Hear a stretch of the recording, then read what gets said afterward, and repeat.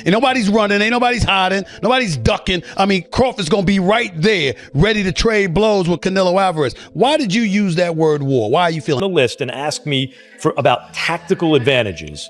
Most of them are Crawford. See everything coming. He could see everything coming that Canelo threw at him. He was reading it so well. His guard was so tight as well when he was up at the ropes, when he was exiting, looking to move around. The same size. But that was a brilliant performance. And what can you say? I mean, you got to give him his credit. He created a lot of history. He dreamt this fight. He willed it to happen. A lot of people, not me, but a lot of people laughed at him, said forget about it, no chance against a bigger guy like that. Boxing history was just rewritten last night. Stephen A. Smith reacted strongly to Canelo Alvarez's loss against Terence Crawford. He explained that Crawford wanted this fight for a long time to solidify his legacy. According to him, Crawford proved himself on the biggest stage and is now the champion, taking away Canelo's shine. Smith emphasized that this was not just another win, but a defining moment. World champion out of Omaha, Nebraska. He's undefeated, 41-0 with 31 KOs, and he begged for this fight. He wanted Canelo bad because to him, it's all about legacy. I'm not speculating. I'm telling you what I know. And how would I know? It's because I interviewed him. Yesterday, we sat down. Here is my conversation with the one and only Terence Crawford challenging Saul Canelo Alvarez, moving up 2 weight divisions. Kellerman also agreed that Crawford's performance was historic and career-defining. Max Kellerman broke down Canelo Alvarez's loss to Terence Crawford with a sharp perspective.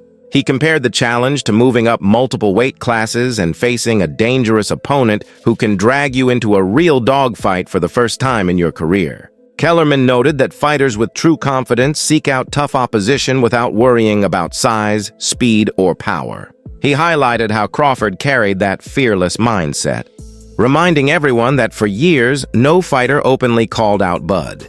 Up 2 more weight classes and fight a guy who might put him in a dogfight, a real one, for the first time in his career. When we get put in that position, we go find opposition to make that happen. You understand me? So when we go looking for the opposition, we're not concerned about how big they are, how fast they are, how strong they are. We feel like we got enough that we can bring to the table with anybody. That night I fought John Ruiz, I didn't care who was over there. Whoever they brought out that locker room was gonna get it. You understand me? That's just what it was. And I think Bud kind of has that feeling. Now, Bud, you gotta remember, has been around for a long time. Nobody called him out. You understand me? All the time Floyd came at the boxing floor, never said I want Bud Crawford. No one ever said his name. Hey, all I know is one thing, Israel Mazrimov, he didn't get it, he barely lost. Yeah, but I was just saying, but nobody called his name. Stevenson's admiration for Terence Crawford has always been visible. But after Crawford's emphatic win against Canelo Alvarez, his words carried even more weight. Shakur explained that Crawford not only delivered on everything he promised before the fight, but he also showcased why he is held in such high regard. Stevenson admitted that from the earliest stages of his own career, he had studied Crawford's style, mentality, and discipline. Watching his idol accomplish such a historic feat confirmed for Shakur that greatness is built on years of preparation and consistency. For him, Crawford is not just a champion in the ring, but also a mentor figure who embodies the standard of excellence that younger fighters aspire to. Said he was going to outbox him. He did exactly what I called years ago. And tonight he proved that he's the greatest boxer that ever lived. In the interview with Dimwat, you said, you felt like going on a run watching that tonight. How much inspiration can you take from someone like Terence? I take everything from him. I've been around him since I was a kid. And just watching that great... Stephen A. Smith reflected on how determined Terence Crawford was leading into the Canelo fight. He explained that while some fighters might have requested that a superstar like Canelo come down to a more comfortable weight class, Crawford insisted on stepping into Canelo's territory at 168 lb. For Crawford, the challenge was never about convenience. It was about legacy. Stephen reminded viewers that Canelo Alvarez is still one of the sport's most elite fighters with a resume stacked with championships across multiple divisions. For Crawford to want exactly what Canelo held at this weight class and to pursue it without hesitation revealed his drive to claim greatness on the most difficult stage possible. Oh, Molly, with 31 knockouts. He's taken on all comers. I asked him, you're moving up in weight Why would you not try to get Canelo to come down from 168 to 160 to meet you halfway, since his last fight was at Crawford's last fight was at 154? Crawford said, I want what he has. I want to go take it. I don't want to make, I don't want him making concessions and alterations. I'm coming to take what he has. And you look at him and no one believes that he can't pull it off. He can box, he can punch, he's smart, he's elite, and he wants Canelo. Depot highlighted the dramatic turnaround in public perception surrounding Terence Crawford. Before the fight, critics dismissed Crawford as too small, too old, and unfit to compete with a powerhouse like Canelo Alvarez at a higher weight. Yet, after the fight, many of those same voices were quick to congratulate him, forgetting the doubt they had expressed earlier. Aide emphasized that Crawford deserved every ounce of praise because he achieved the win in the most difficult way possible. Moving up from smaller divisions and then challenging a dominant figure like Canelo was not a shortcut. It was a monumental risk. By beating Canelo decisively, Crawford proved he is not defined by size or age, but by skill and sheer determination. Again, a few hours ago against Canelo. And what makes it even special or more special for Crawford is that he did it jumping up, as we know, a couple of weight classes. He did it against one of an all-time or another fellow all-time great. And he did it against someone who was undisputed and still a pound-for-pound top 10 guy.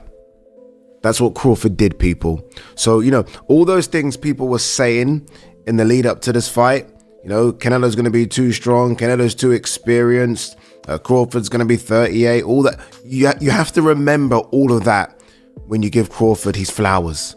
Like, don't like, oh, well, Canelo looks old. No. I don't want to hear any of that. I've started to see a few people on Twitter start to kind of sort of find excuses already. No. Remember everything you said, because Crawford deserves all of that.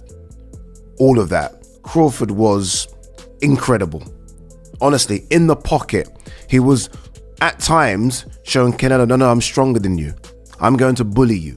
Oh, you think you're going to get me in the clinch because you're Mr. 168? No, look at the size of me. I'm jacked as well. I'm swole.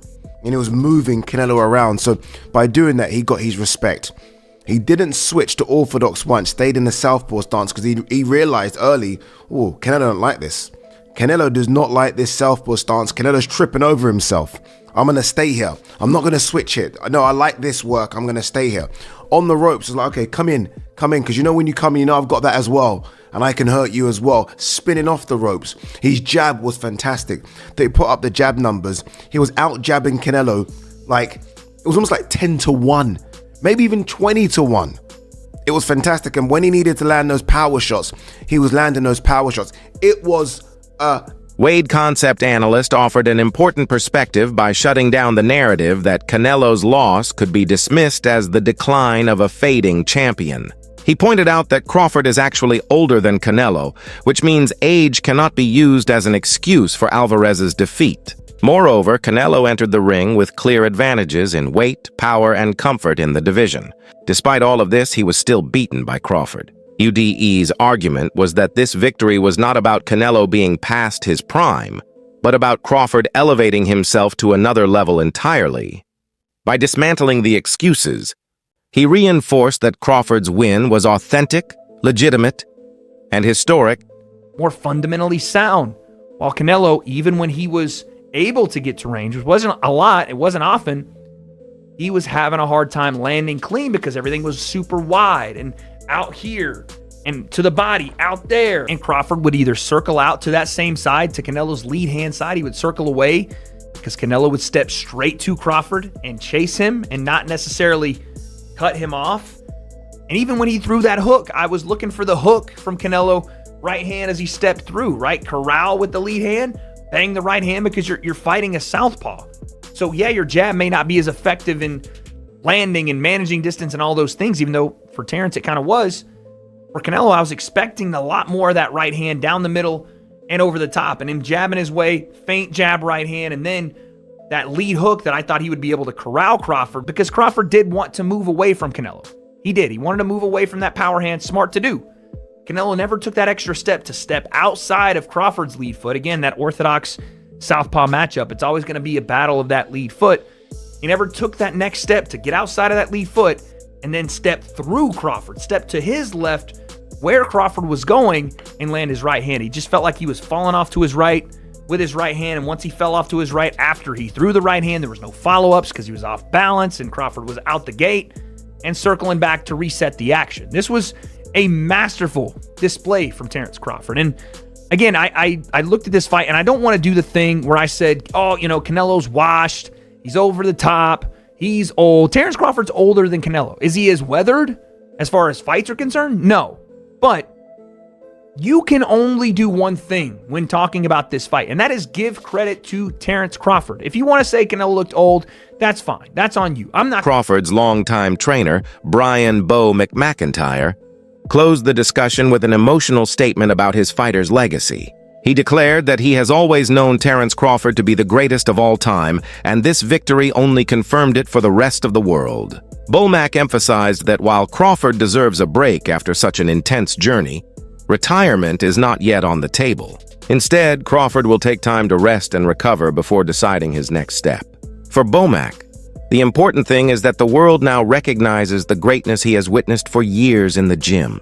His words carried not only pride, but also a sense of vindication for the years of hard work and sacrifice they both endured.